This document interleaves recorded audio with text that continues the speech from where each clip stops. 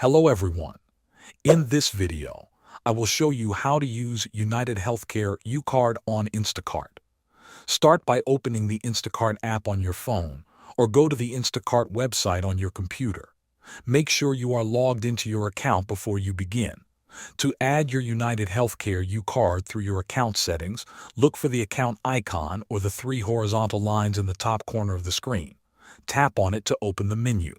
From there, select Account Settings. Once you are inside, find and tap on Payment Methods. In the Payment section, you will see an option that says Add Payment Method. Tap on that, then choose OTC Network from the list of available options. This is the option that allows you to use your UCard for eligible purchases. Now carefully enter your UCard number. After that, type in the expiration date. If your card includes a CVV code, enter that as well. Double-check all the information to make sure it is correct.